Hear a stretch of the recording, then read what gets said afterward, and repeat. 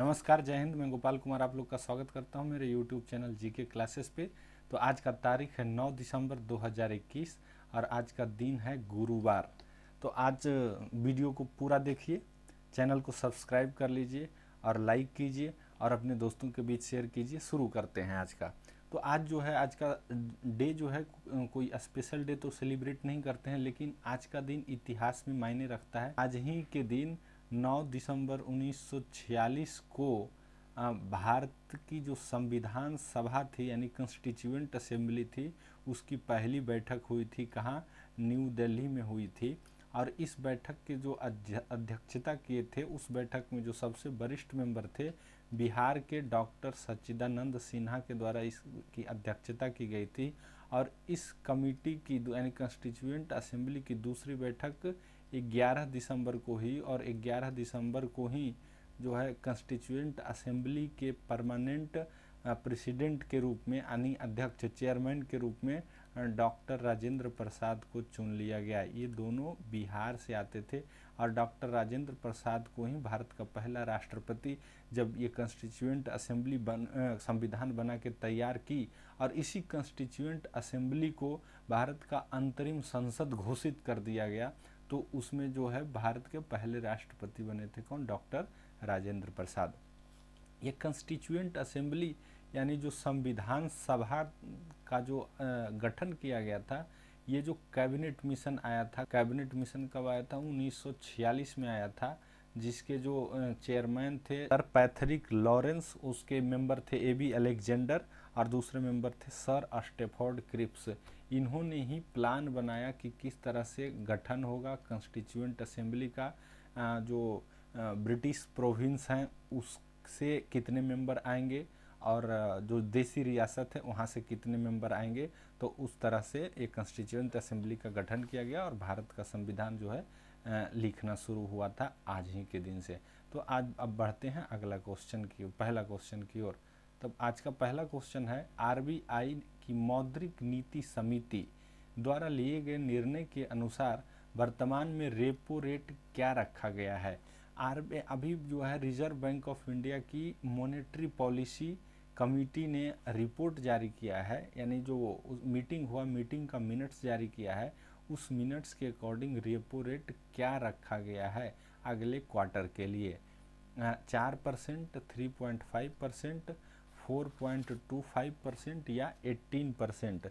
तो इसका जो सही आंसर है वो है 4%। और ये जो है चेंज नहीं किया गया है, पिछले 9 बार से ये अनचेंज्ड है, ये 4% का 4% ही रखा हुआ है। अब आरबीआई ने ये रिपोर्ट जारी की है, आरबीआई का मॉनेटरी पॉलिसी। तो पहले आरबीआई के बारे में जान लेते हैं। तो आरबीआई का स्थापना 1 अप्रैल 1935 को हुआ था। उस समय इसका हेडक्वार्टर कोलकाता में हुआ करता था, अभी वर्तमान में इसका हेडक्वार्टर मुंबई में है।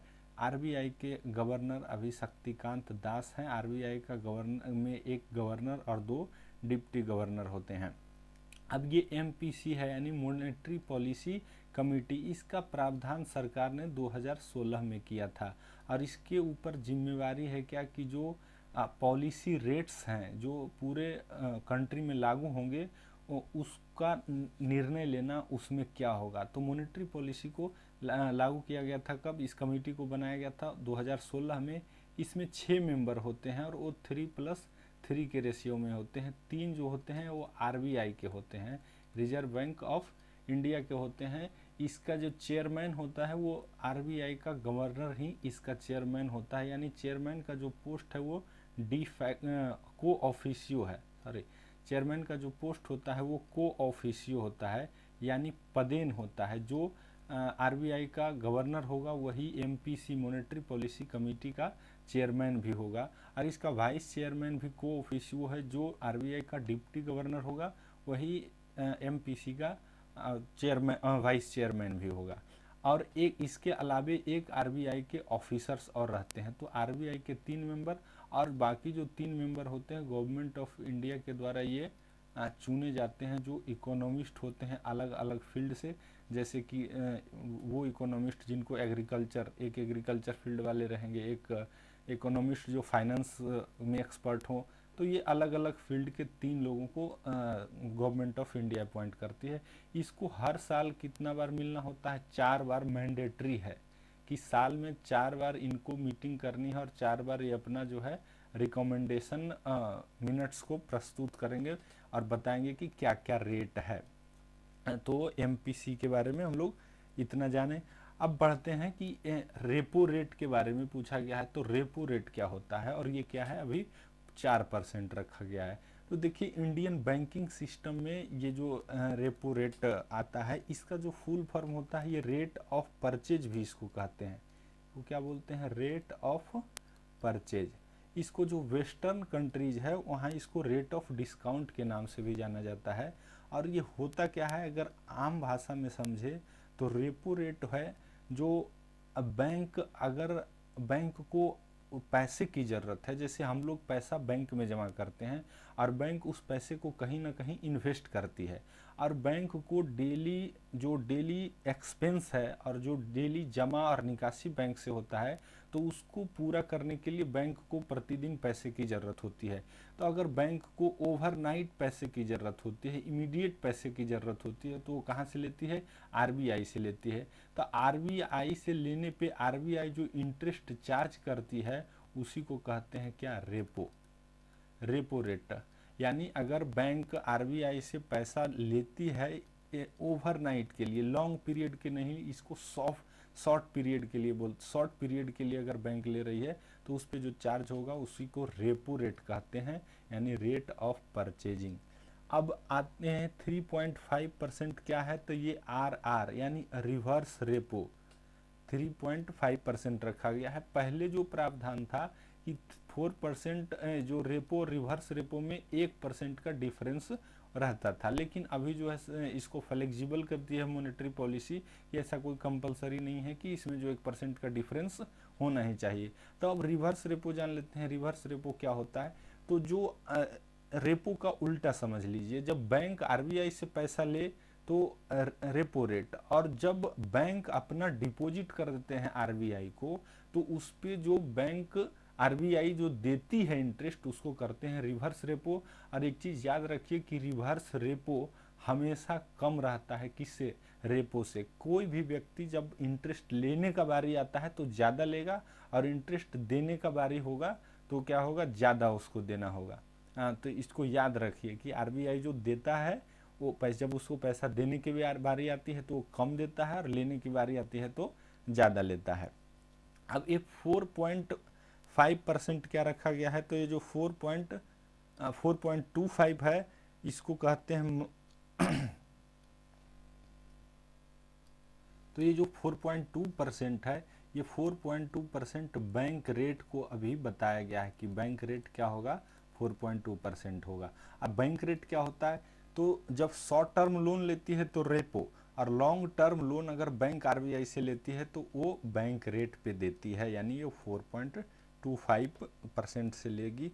रेपो से ये हमेशा ज़्यादा ही होता है, क्योंकि ये लॉन्ग टर्म के लिए लिया जा रहा है। अब ये बैंक रेट कंडीशन, बैंक पैसा लेते हैं आरबीआई से और फिर इंटर्न ये बैंक किसी दूसरे व्यक्ति को या कंपनी को लोन देते हैं, तो बैंक किसी भी हालत में किसी व्यक्ति को इस जो बैंक रेट है इससे कम में नहीं दे सकता है लोन। ये प्रैक्टिकली भी पॉसिबल नहीं है, क्योंकि बैंक का उस पर एक्सपेंस होता है, बैंक का जो प्रोसेसिंग चार्ज होता है, बैंक का रख रखाव खर्च, तो ये जो 4.25 से लेती है, लेकिन बैंक अगर मिनिमम आरबीआई के देखें तो वो भी 10.5% लेती है अगर पर्सनल लोन आप लेने जाते हैं तो। आते हैं ये SLR 18% क्या है? तो ये SLR स्टैट्यूटरी लिक्विडिटी रेशियो इसको बोलते हैं। ये क्या होता है? तो ये जो आपका टोटल डिपॉजिट होता है ना बैंक में जैसे हम और आप मिलकर के जो पैसा जमा करते हैं तो उसका एक सर्टेन परसेंटेज क्या होता है? बैंक को रखना पड़ता है अपने पास डेली यूज के लिए, तो उसी को करते हैं स्टैट्यूटरी लिक्विडिटी रेशियो। एक और आता है CRR जिसको बोलते हैं कैश रिजर्व रेशियो, तो इसको भी अभी 4% रखा गया है। ये 4% जो रखा जाता है ये किसके पास रखा जाता है? ये आरबीआई के पास। ये कंपलसरी है कि आपको रखना है 4%। किसका? जो नेट डिपॉजिट है उसका 4% आरबीआई के पास रखना है। क्यों? क्योंकि अगर बैंक किसी हाल में बैंकरप्ट हो जाती है तो ये 4% से जो इसको डिपॉजिटर हैं उनको बाद में दिया जा सके। तो इस क्वेश्चन से इतनी जानकारी मिली। बढ़ते हैं अगले क्वेश्चन की ओर। तो अगला क्वेश्चन है, international institute for democracy and electoral assistance के सलाहकार बोर्ड में शामिल होने के लिए किन्हें आमंत्रित किया गया है? देखिए, एक इंटरनेशनल एजेंसी है जिसको इंटरनेशनल आइडिया भी बोलते हैं। इंटरनेशनल आइडिया का फुल फॉर्म यहाँ है institute for democracy and electoral assistant. तो उनके जो सलाहकार बोर्ड में किनको शामिल होने के लिए न्योता मिला है? सुशील चंद्रा, सुनील अरोड़ा, सुकुमार सेन या फिर टीएन शेषन? तो इसका जो सही आंसर है वो सुनील अरोड़ा हैं। ये भारत के इसके पहले चीफ इलेक्शन कमिश्नर थे। सुशील चंद्रा भारत में अभी वर्तमान में चीफ इलेक्शन कमिश्नर है। सुकुमार सेन कौन थे? भारत के पहले चीफ इलेक्शन कमिश्नर थे। और टीएन शेषन ये ऑप्शन में ये अभी जिंदा भी नहीं है, लेकिन इनकी मृत्यु हो चुकी है। ऑप्शन में मैं इसलिए दिया हूँ क्योंकि टीएन शेषन जो थे सबसे चर्चा में रहने वाले चीफ इलेक्शन कमिश्नर थे और इन्होंने इलेक्शन कमीशन में ही सुधार नहीं लाए, इलेक्टोरल प्रोसेस जो था उसमें भी बहुत सारे सुधार इनके द्वारा जो है लाया गया। अब ये आइडिया है, तो आइडिया का जो इसका जो स्थापना हुआ था 1995 में हुआ था, institute for democracy and electoral assistance का। ये एक तरह का जो है इंटर गवर्नमेंटल ऑर्गेनाइजेशन है, खास करके वहाँ जहाँ की डेमोक्रेटिक सरकार है। इसका मुख्यालय जो है वो स्टॉकहोम में है। स्टॉकहोम कहाँ की राजधानी है? तो ये स्वीडन की राजधानी है। तो इस क्वेश्चन से इतना। बढ़ते हैं अगले क्वेश्चन में। तो अगला क्वेश्चन है, किस देश ने डेविस कप 2001 जीता? क्रोएशिया, स्पेन, रूस या फिर अर्जेंटीना? तो इसका जो सही आंसर है वो है रूस। ये रहा रूस। RTF इसको बोलते हैं, इसका फुल फॉर्म है रशियन टेनिस फेडरेशन। इसने डेविस कप 2021 जीता, जो कहाँ हो रहा था? ये स्पेन में हो रहा था। और रूस ने किसको हराया? तो ये क्रोएशिया को डिफीट करके इस बार का डेविस कप जीता। डेविस कप किस चीज़ से संबंधित है? तो ये टेनिस से संबंधित है। पहला तो यही क्वेश्चन बनता है। और ये डेविस कप जो है बहुत पुराना है। ये जो आजकल लॉन टेनिस और ओपन टूर्नामेंट्स जो होते हैं, जैसे French open, Australia open, Wimbledon open, US open, उससे भी ये बहुत पुराना है। और ये इसको जो है पुरुष सिर्फ पुरुष वर्ग में ही खेला जाता है, यानी पुरुष मेल वर्जन में ही सिर्फ खेला जाता है। इसको वर्ल्ड कप ऑफ टेनिस के नाम से भी जाना जाता है। ये जो है 1900 ईस्वी से खेला जा रहा है, यानी देखिए अभी तो 121 साल पुराना है। और इसके जो मेंबर हैं वो ITF के मेंबर हैं, यानी इंटरनेशनल टेनिस फेडरेशन के जितने कंट्रीज हैं वो सभी इसके मेंबर हैं। इंटरनेशनल टेनिस फेडरेशन, इसका स्थापना 1913 में हुआ था। देखिए, यानी इससे भी पहले ये डेविस कप, इससे भी पहले से हो रहा है Davis cup. International tennis federation का स्थापना 1913 में हुआ और इसका जो हेडक्वार्टर है वो लंदन में है। तो इस क्वेश्चन से इतनी जानकारी मिली। हाँ, एक चीज़ और जान लेते हैं, जो US ओपन होता है तो 4 तरह का हर साल होता है। सबसे पहला होता है ऑस्ट्रेलिया, उसके बाद होता है फ्रेंच ओपन, उसके बाद विंबलडन ओपन और इसके बाद सबसे लास्ट में होता है US ओपन। ये इसका क्रम भी कई बार एग्जामिनेशन में पूछा गया है। उसके बाद पूछा जाता है कि कौन कोर्ट पे होता है? तो ऑस्ट्रेलिया ये हार्ड कोर्ट पे होता है और US भी हार्ड कोर्ट पे होता है। फ्रेंच ओपन जो होता है वो क्ले कोर्ट पे होता है और विंबलडन ओपन जो होता है वो ग्रास कोर्ट पे होता है। तो ये याद रख लीजिए क्योंकि ये बहुत इंपॉर्टेंट है। इस क्वेश्चन से बढ़ते हैं अगला क्वेश्चन में। तो अगला क्वेश्चन है, किस राज्य ने सशस्त्र बलों यानी आर्म्ड फोर्सेस द्वारा नागरिकों की हत्या के मद्देनजर चल रहे हॉर्निवल फेस्टिवल यानी हॉर्निवल उत्सव को बंद करने का फैसला लिया है? मणिपुर, मिजोरम, त्रिपुरा या नागालैंड? तो इसका जो सही आंसर है वो है नागालैंड। देखिए अभी हाल ही में एक बहुत ही दुर्भाग्यपूर्ण घटना हो गई नागालैंड में, क्योंकि यहाँ नागालैंड में जो इंटरनल पीस के लिए वहाँ जो तैनात है AR यानी असम राइफल्स, इनके पास इंटेलिजेंस थी कि कुछ इंसर्जेंट्स जो हैं किसी रास्ते से गुजरने वाले हैं, लेकिन और ये एम्बूस लगा करके बैठे हुए थे, उनका इंतज़ार कर रहे थे, लेकिन संजोग से क्या हुआ कि सिविलियंस का एक वैन आ रहा था और उसी पे इन लोगों के द्वारा गोली चला दी गई, जिससे वहाँ 14 सिविलियन का मृत्यु हो गया, जिससे वहाँ अभी काफ़ी अस्थिरता बनी हुई है। इसी के मद्देनज़र नागालैंड की सरकार, जहाँ के यहाँ के मुख्यमंत्री हैं अभी नेफ्यू रियो, इन्होंने फैसला लिया है कि हॉर्नबिल फेस्टिवल को बंद कर दिया जा रहा है। ये 1 दिसंबर से 10 दिसंबर के दौरान चलती है हॉर्नबिल फेस्टिवल। इसको फेस्टिवल ऑफ फेस्टिवल्स के नाम से भी जाना जाता है। ये पूरे नागालैंड में बड़े धूमधाम से मनाया जाता है। अब ये असम राइफल्स के बारे में है, तो असम राइफल्स के बारे में जान लेते हैं। असम राइफल्स एक तरह का CA central armed police force है, और असम राइफल्स का खासियत ये है कि इसका डुअल कंट्रोल है।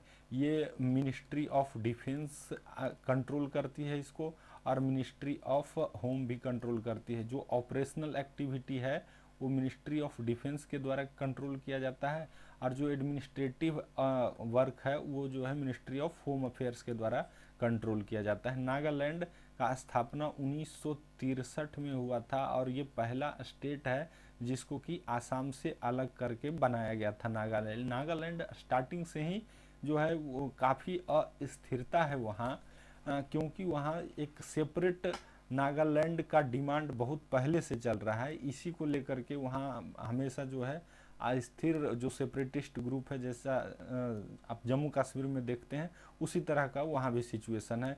यहाँ पे एक एक्ट लगाया हुआ है जिसको अप्सपा बोलते हैं, armed force special power act.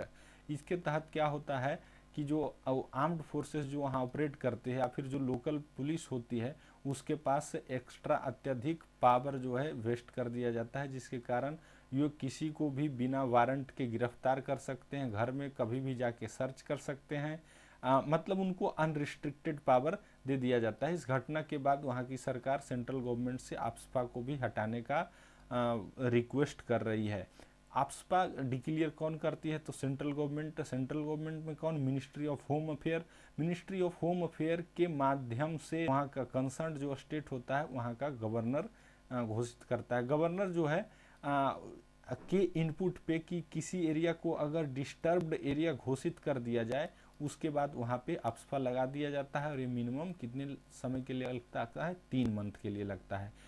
हाँ, तो अगला क्वेश्चन है, अंतरिक्ष में लेजर संचार स्थापित करने के लिए किस अंतरिक्ष एजेंसी ने लेजर संचार रिले प्रदर्शन नामक एक मिशन का शुरुआत किया है?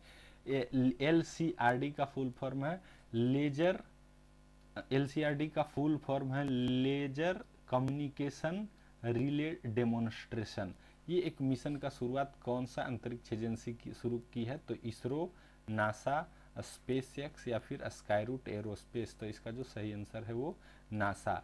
ये जो मिशन है इसके तहत क्या प्रयोग किया जा रहा है कि जो सैटेलाइट्स हैं, जो जितने भी सैटेलाइट्स हैं, उनसे जो कम्युनिकेशन किया जाता है, जैसे सैटेलाइट ये अर्थ है और इसके चारों तरफ घूम रहे हैं अराउंड, तो यहाँ से जो कम्युनिकेशन ये प्रोवाइड करते हैं अर्थ में, पृथ्वी पे, तो ये इसका जो माध्यम अभी जो वर्तमान में होता है वो रेडियो वेव है। अब रेडियो वेव का खास ये है, प्रॉब्लम ये है कि ये आते आते यानी सैटेलाइट से इसका जो रिसीवर अर्थ पे है, ये बहुत इस पे मौसम का असर पड़ता है, कभी कभार ये डैमेज होता है, दूसरा इसमें टाइम ड्यूरेशन ज़्यादा लगता है।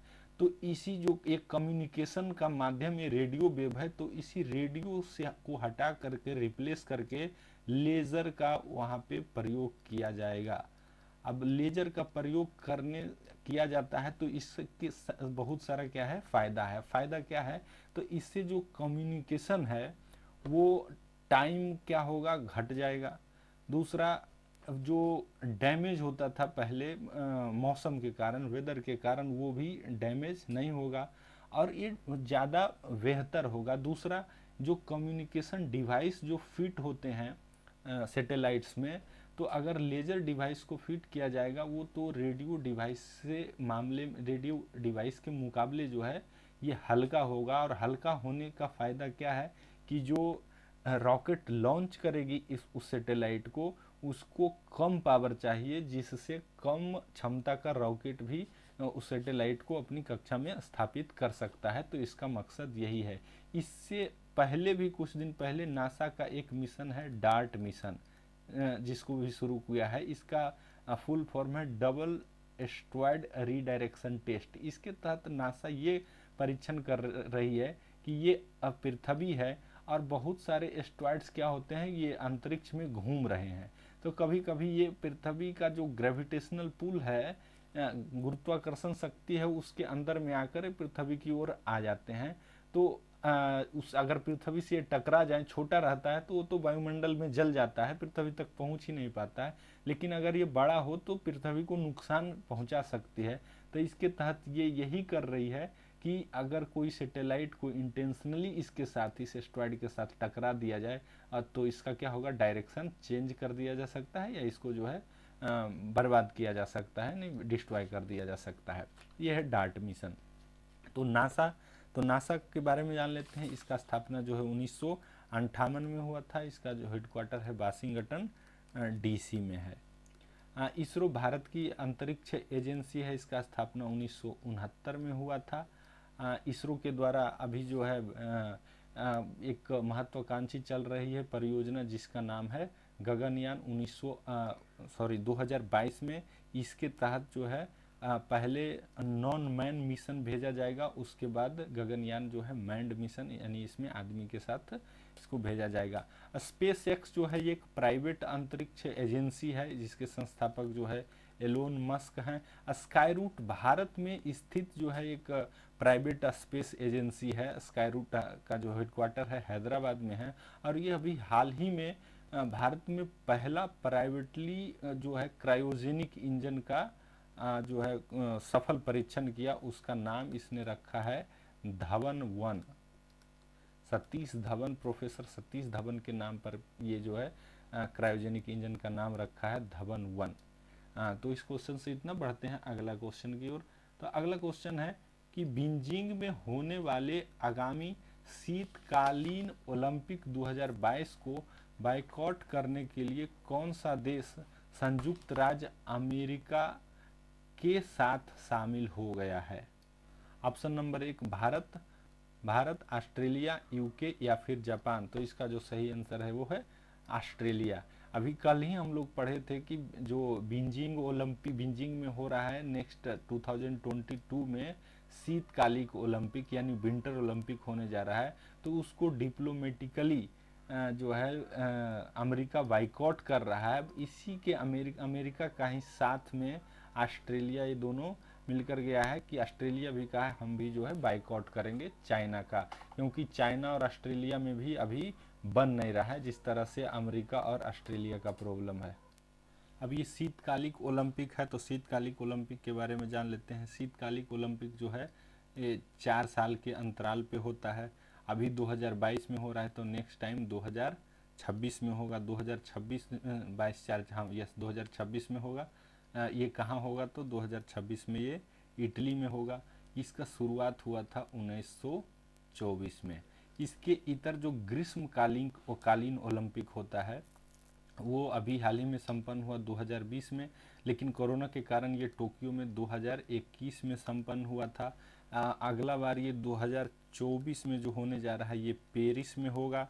2028 में ये लॉस एंजल्स यूएसए में होगा, और 2032 में ये जो है फिक्स है ब्रिस्बेन में होगा। तो ये इतना जान लीजिए है। आईओसी इंटरनेशनल ओलंपिक कमेटी, इसका जो स्थापना हुआ था 1894 में हुआ था, और इसका जो हेडक्वार्टर है वो लुसाने फ्रांस में है। Lausanne France. अब ये कंट्रीज के बारे में जान लेते हैं। देखिए भारत, ऑस्ट्रेलिया और जापान। भारत, ऑस्ट्रेलिया, जापान और यूएसए मिलकर के एक संस्था बनाई है जिसका नाम है क्या? क्वाड। उसको बोलते हैं क्वाड। इसके बाद ऑस्ट्रेलिया, यूके और यूएस, ये संस्था एक डिफेंस अलायंस बनाई है जिसका नाम है ऑकस। तो इसको इसलिए याद रखें, क्वेश्चन इस तरह से पूछा जा सकता है कि इनमें से कौन सा सदस्य देश जो है क्वाड का मेंबर नहीं है, या इनमें से कौन सा देश जो है ऑकस का मेंबर नहीं है। दूसरा, ऑकस एक किस तरह की जो अलायंस है, डिफेंस अलायंस है, डिप्लोमेटिक अलायंस है, पॉलिटिकल अलायंस है। तो इस तरह से ये क्या है, एक डिफेंस अलायंस है, और क्वाड क्या है, एक पॉलिटिकल अलायंस है। बढ़ते हैं अगला क्वेश्चन। तो अगला क्वेश्चन है कि किस भारतीय राज्य ने पश्चिमी घाट पर कस्तूरी रंगन समिति की रिपोर्ट को लागू करने का विरोध किया गया है। देखिए, कस्तूरी रंगन से पहले एक कमेटी बनाई गई थी जिसका नाम है गैडगिल कमेटी। इनका पूरा नाम जो है माधव गैडगिल था, और ये कमेटी का ये अपना रिपोर्ट जो दी थी वो 2011 में दी थी। और ये रिपोर्ट था कि इस पे पश्चिमी घाट यानी वेस्टर्न घाट जो है इसी पे ये अपना रिपोर्ट दी थी। और इस रिपोर्ट के अनुसार किस तरह से वेस्टर्न घाट को कंजर्व किया जाए, उसको किस तरह से सुरक्षित रखा जाए, इसी के बारे में ये रिपोर्ट थी। देखिए, जो वेस्टर्न घाट है ना, ये पश्चिमी घाट है, ये अपनी बायोडाइवर्सिटी के लिए जानी जाती है। यानी यहाँ बहुत किस्म के पेड़ पौधे, बहुत किस्म के जीव पाए जाते हैं, और ये पूरे वर्ल्ड में 8th पोजीशन पे है बायोडाइवर्सिटी के मामले में। सबसे जो फर्स्ट पोजीशन पे हो वो फॉरेस्ट ऑफ अमेजन कहाँ है, वो ब्राज़ील में, वो पहले पोजीशन पे, और वेस्टर्न घाट 8वीं पोजीशन पे है। ये यूनेस्को के द्वारा एक संरक्षित जगह है, ताकि इसको विश्व धरोहर के रूप में इसको शामिल किया गया है, इसलिए सरकार के ऊपर जिम्मेवारी है कि इसका प्रोटेक्शन किया जाए।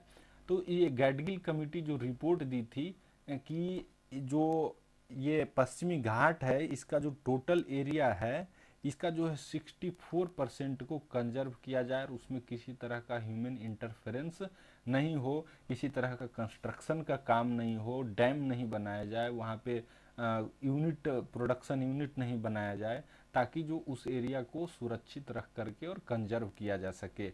तो इन्हीं की रिपोर्ट को फिर से जो है जांच करने के लिए कस्तूरी रंगन की अध्यक्षता में एक कमेटी बनाई गई थी, और उस कमेटी ने रिपोर्ट दिया था, तो उसने 64% से इसको घटा करके जो है 37% कर दिया था कि 37% एरिया को क्या किया जाए, कंजर्व किया जाए, ताकि इस जो है पश्चिमी घाट की बायोडाइवर्सिटी को बनाया रखा जा सके। इसके तहत क्या करना होगा कि उसमें किसी तरह का उस एरिया में खुदाई आप नहीं कर सकते हैं, कंस्ट्रक्शन का काम नहीं होगा। तो इसी का विरोध किया है कौन सा स्टेट है, केरला, कर्नाटका, महाराष्ट्र या तमिलनाडु। तो इसका सही आंसर है कर्नाटक। कर्नाटक का जो मुख्यमंत्री हैं अभी बासवराज बोम्मई, हाल ही में एक मीटिंग में जो अभी वर्तमान में इन्वायरमेंट मिनिस्टर हैं भूपेंद्र यादव, उन्हीं के साथ कॉन्फ्रेंस में इन्होंने अपना ऑब्जेक्शन उठाया कि जो है इससे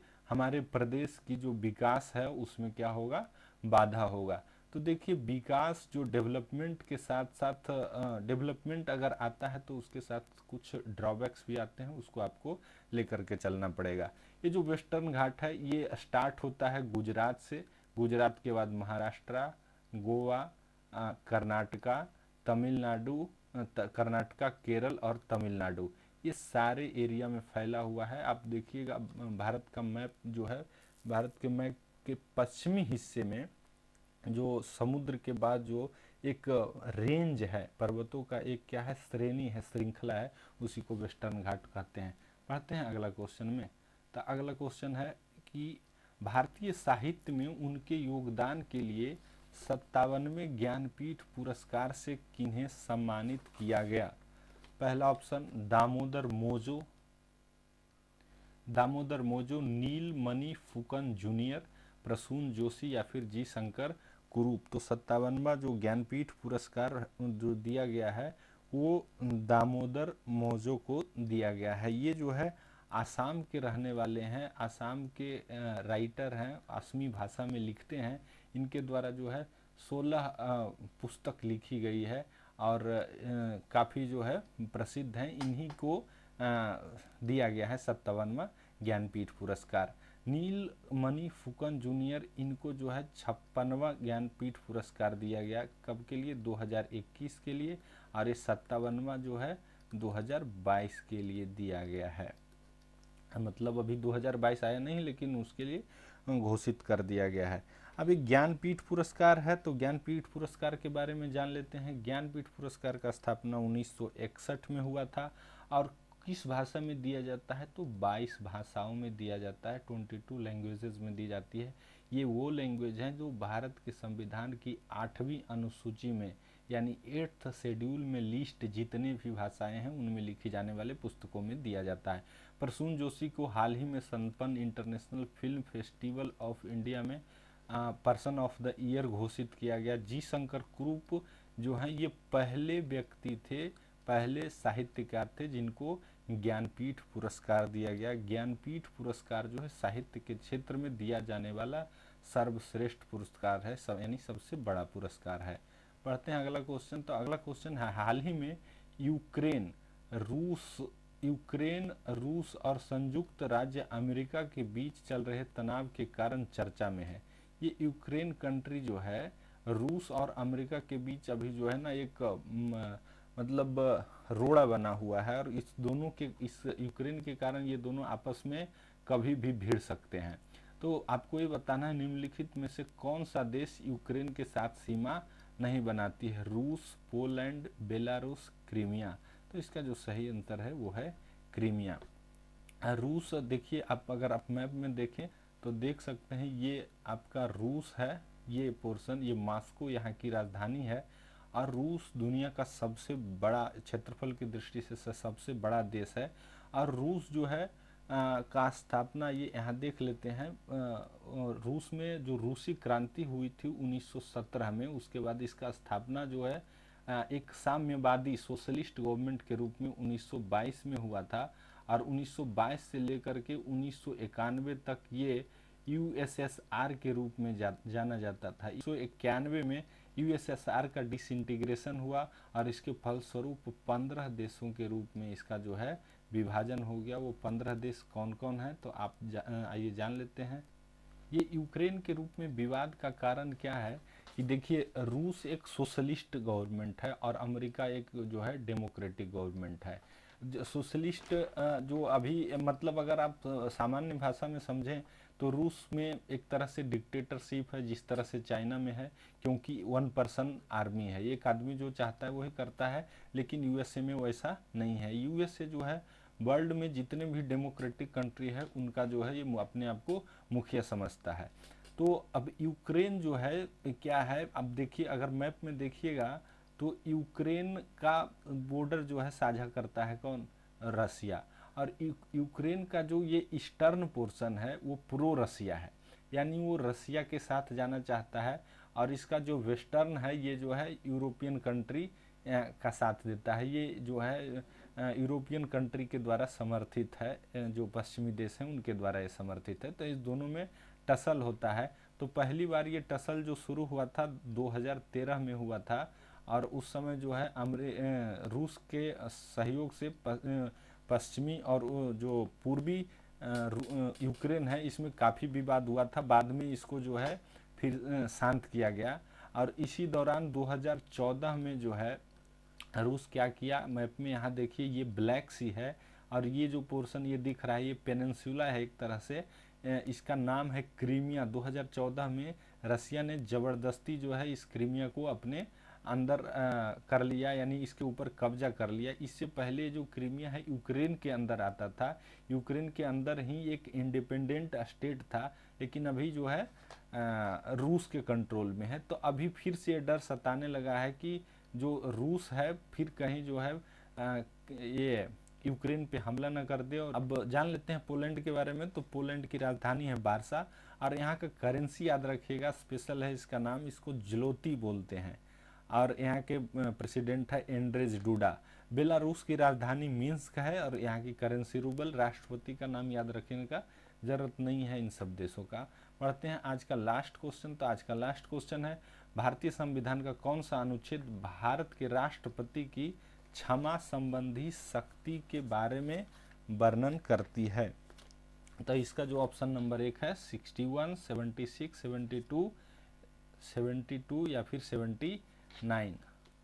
तो इसका जो सही आंसर है वो है 72, यानी 72 अनुच्छेद के अंदर प्रेसिडेंट के पास ये पावर है कि वो किसी भी कोर्ट के द्वारा, मार्शल कोर्ट के द्वारा या सिविलियन कोर्ट के द्वारा दिए गए सज़ा को कम कर सकते हैं। इसका 5 तरह का पावर है प्रेसिडेंट के पास है। इसमें क्या कर सकते हैं, ये पार्डन कर सकते हैं, कम्यूट कर सकते हैं, इसको एक नेक्स्ट है रिमिशन कर सकते हैं, फिर रेस्पाइट होता है वो कर सकते हैं, उसके बाद रिप्राइव होता है लास्ट में।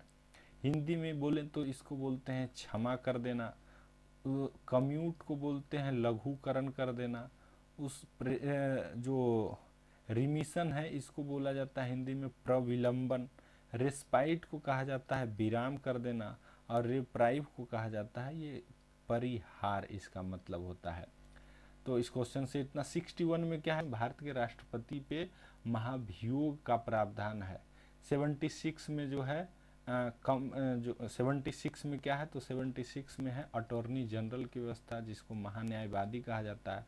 और 79 में क्या है, पार्लियामेंट। और पार्लियामेंट के अंदर क्या क्या क्या आता है, तो लोकसभा, राज्यसभा एंड प्रेसिडेंट। तो आज के लिए इतना ही। पूरा वीडियो देखने के लिए बहुत बहुत धन्यवाद। आशा है अच्छा लगा होगा। अच्छा लगा है तो पूरा वीडियो को लाइक कीजिए, सब्सक्राइब कीजिए और अपने दोस्तों के बीच शेयर कीजिए। Thank you very much.